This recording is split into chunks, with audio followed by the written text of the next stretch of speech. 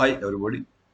In this episode, I will be talking about two things. Basically, the CIA Triad and some learning paths that are freely available on the internet that you can learn basically networking and information security at your own pace and at your own way with some freely available resources on the internet.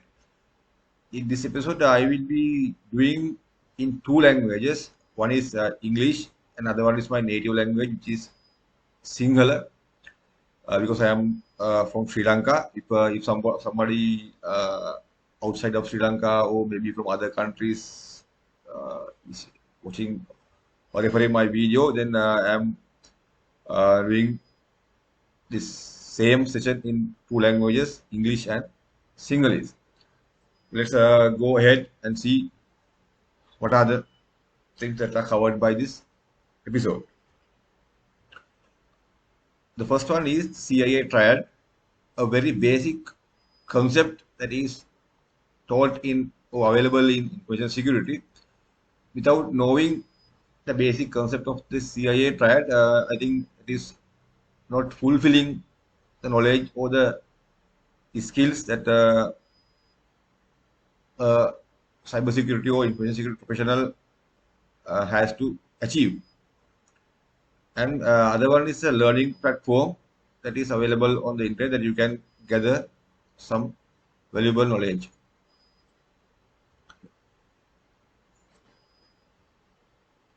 Okay, let's see what is this CIA Triad means and what are the contents available in the CIA Triad and what is being taught and what are the goals of information security. CIA Triad means C stands for confidentiality, I stands for integrity, and A stands for availability. Okay, let's see. The confidentiality means that ensure only the authorized users have access to the information. Let's say we have some information, then only the authorized users are allowed access to those information. This is a basic concept, the basic meaning of confidentiality. I will talk later about these key security controls that how to achieve the confidentiality. I will talk that about in a few minutes. Okay. Then other one is integrity. Integrity means to protect information from being modified by unauthorized people and ensure that the information is trustworthy and accurate. That means integrity is therefore protection of information from being modified in an unauthorized manner. That can be a human interaction, maybe automatically, maybe some other means, maybe hard disk corruption like that.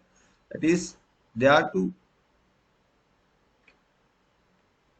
protect information by means of integrity. And other one is A. A stands for availability. Availability means that to ensure that the information is accessible to authorized people whenever it is needed.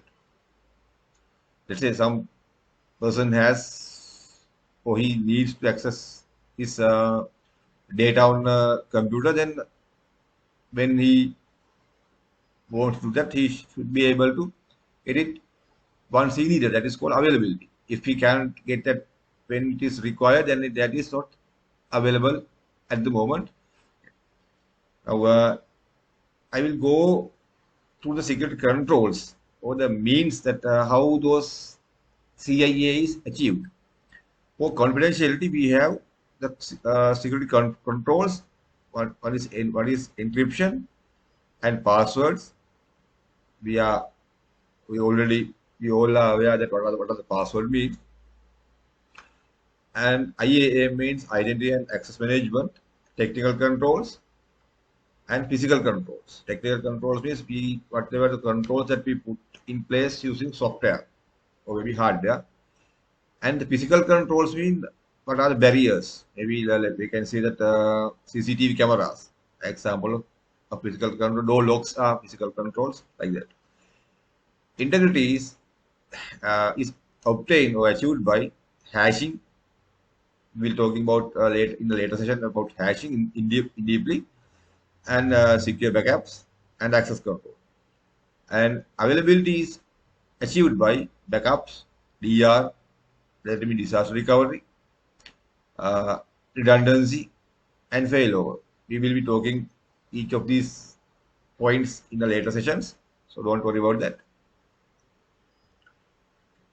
Now, I will be further explaining the CIA triad using a simple example like an ATM and a withdrawer. Let's say we go for an ATM to withdraw some money.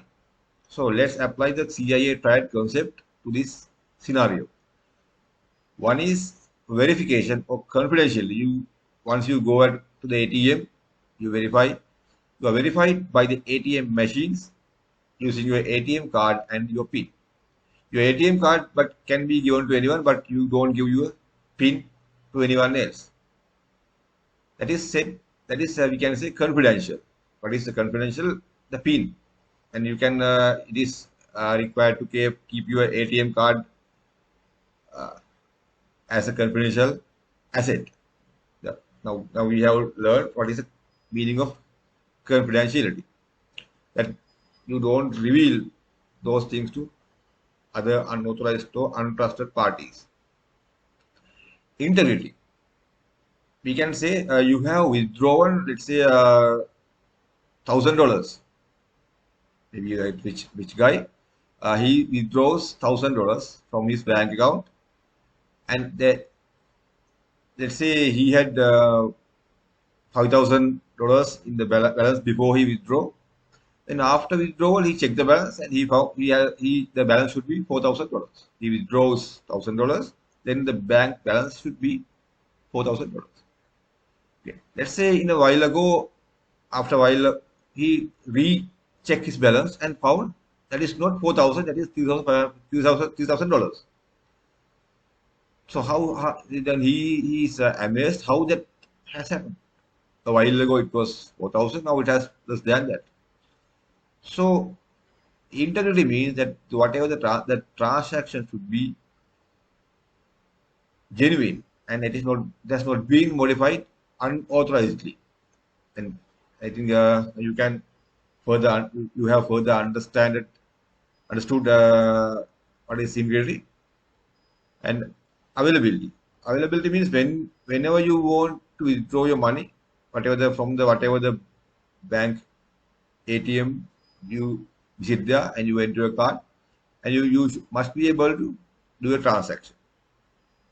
Let's say if your bank is hacked and you cannot do your transaction, or your ATM machine is not working, maybe your card is not working, then there is an issue with the availability. So I think you have gained the basic concept of confidentiality, integrity, and availability. Now we can see or we can find out what are the types of attacks. In that we are trying to protect our information using CIA triad. So CIA, the confidentiality, integrity, and availability, but the hackers try to attack those three aspects and breach the security. Now here we talk about the four broad base categories of attacks. One is fabrication, interception, interruption, and modification. So let's further deep into these four concepts of the four categories. One is fabrication. Fabrication means here on the left side there's Alice and Bob are doing this transaction. That should be legitimate, but you can see an intruder is appearing in the image or in the scenario. Okay. That means the genuine communication happens between Alice and Bob, but the intruder is in between and sending some fabricated message. So that Bob believes those messages are coming from Alice.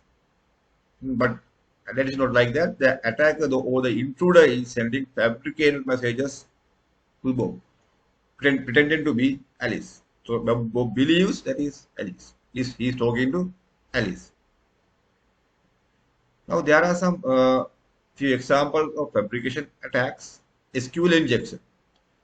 Let's say there is an SQL server or maybe a MySQL server on the internet that is not secured well.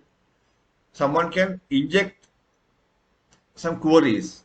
Let's say that is called that is why we call SQL injection. Then maybe get access to the database, maybe retrieve some other data that they can do some attacks. And route injection means the routers. You can inject some false routes.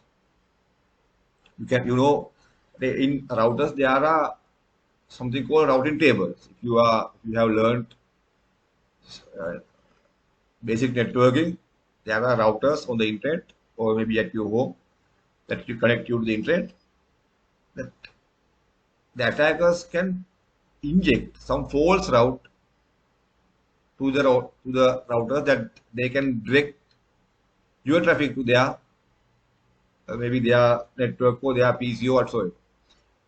And user credential counterfeiting means that someone can mimic or someone can falsely pretend to be someone else. And that means he pretends to be a someone else. That you never know, but you are believing that you are talking to the person you know, but it is not like that. For example, let's say someone calls you that he is coming. He is an agent from XYZ bank and ask for your credentials. And the log audit trail falsification means that the hackers or the attackers can modify the log trails.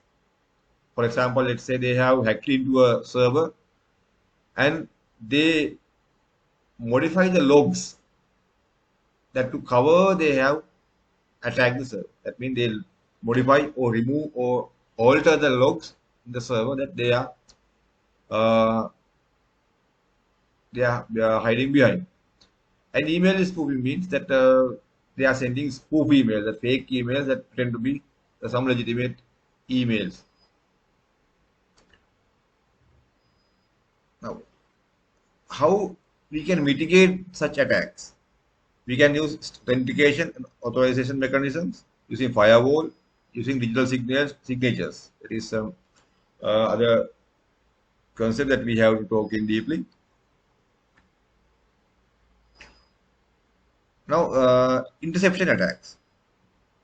Interception means that Alice and Bobby is having some communication, but the intruder intercept. That means he can get the copies. He can eavesdrop on the communication.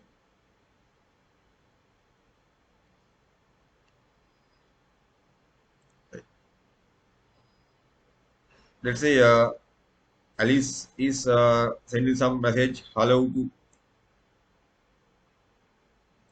Bob. Then the intruder get a copy of that message. That is what we call interception. He can listen the communication occurring on that particular channel. How someone can wiretapping the telecommunication networks or copying files or programs onto a USB disk or somewhere else. Maybe they can hack into the server and get copy of the files.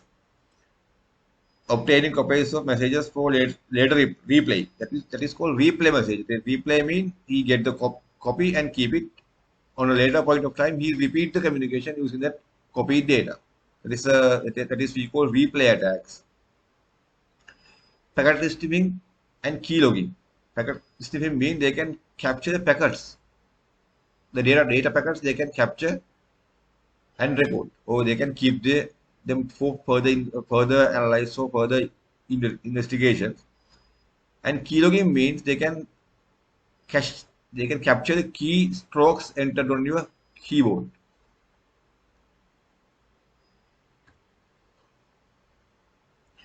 So how to mitigate such attacks? You can use encryption and traffic padding. Encryption means you scramble your data in such manner that the eavesdropper or the interceptor cannot read or cannot get an idea what was the communication. Traffic padding means in the communication when there is no plain text, no actual data, some random data is presented and those are also encrypted into the channel or the communication, so that the attacker doesn't see any spaces in between. And interruption means Alice cannot communicate with Bob because the intruder intercept and he is not allowing the communication to happen. That is an example for an attack on availability. So, example of such interruption attacks is overloading the server host that it can respond. That is a DOS attack. Someone can DOS or DDoS attack a server or a network that no communication is happening further, or cutting down the communication line. Redirecting request to invalid destination. That means that they can redirect your communication to some invalid or unauthorized destinations. And theft or destruction of software or hardware. If your laptop is stolen, then you cannot communicate. So mitigate such attacks, you can use firewalls and having secure backups, replication of data. Other one is a modification attack. Modification attacks, Alice and Bob are communicating. The intruder capture the attacks and he modify them and resend to Bob. So Bob believes that Alice is sending the correct details, but it is not like that because the intruder in between is capturing the Alice communication, modify them and present them to the Bob. So there are three types of modification that an attacker can do. Change of the information. That means whatever the original information is changed. Insertion. That means that some false or some other data is inserted into the communication.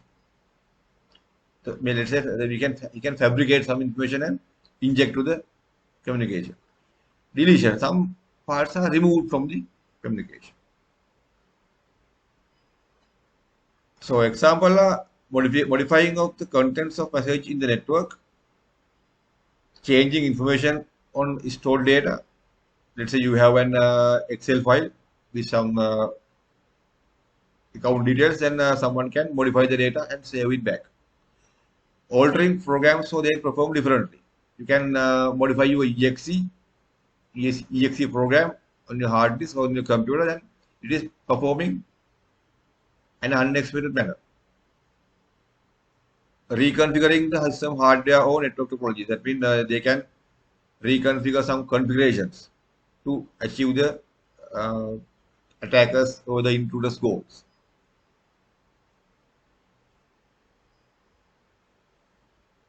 So I think you have gained some basic knowledge about the CIA Triad and how those can be compromised to attack, and what are some mitigation points that you can apply on such attacks.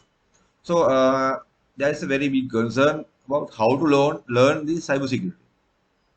One is that there are formal education that you can attend to a course, or maybe you can follow a course at the university. Then you can gain from knowledge in a very structured and flexible manner. But those who are having some enthusiasm and keen to learn, they can gain knowledge using some freely available resources on the internet. There are tons of resources, but then they can refer. I will be particularly talking about that Try Hack Me.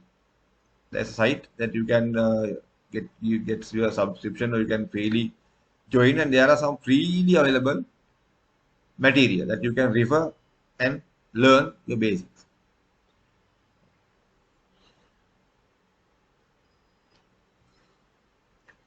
Now this is some sample course information that you can find. Free security, the cybersecurity basics, networking basics, common attack types, Linux operating system, that the time duration is 40 hours. The level of material, they can easily learn those things. And cyber defense and complete beginner, there are many. You can go to the site, and there are virtual machines that you can load on your browser. That you doesn't need any special hardware. You don't need to have any uh, networks at your own location. That you can launch these VMs and attacking platforms that you can learn. So when we talk about the learning platforms, I have given an example platform that mentioned as Try Hack Me. You can get some free free login, and I mean the free subscription, and you can learn some materials that are freely available. Let's say example introductory networking. There are some modules that you can learn. You can learn by your own, and you can answer the those questions, and you can go step by step. For example, you can see the meter. You can start at 0. Once you have completed this module, then you can go to the next module. Let's say, for example, we have in the introduction the OSI module, the TCP/IP module, how these modules look in practice, and introductory to basic networking tools. That this phase is, you can say, completed. Then you can go to the next module. This module is about OSI module. You can complete this module as well. Likewise, you can go for other modules as you wish. Yeah, there are cyber defense, complete beginner, offensive testing, pen test plus, web fundamental modules, how the web work, burp suite, and metasploit. Then there are many things that you can learn in your own way, at your own time, at your own pace. And you can in these modules, they are having some virtual machines online that you can power them up. For example, there is the VM that you can build up your skills with the tools available on those VMs. There are a bunch of tools, Metasploit, Nmap, and you can use those tools very easily and learn the basics. Thus, you don't have to build your own VMs at your home or at your workplace and to do the practice. I think you have gained some valuable knowledge about cybersecurity as the introduction to the CIA and these learning platforms. I think you are welcome to join with other videos. Maybe you are from other country, or maybe you are from Sri Lanka. Then I think you have gained some valuable knowledge. And, thank you. Let's see you again in another session. Then bye bye.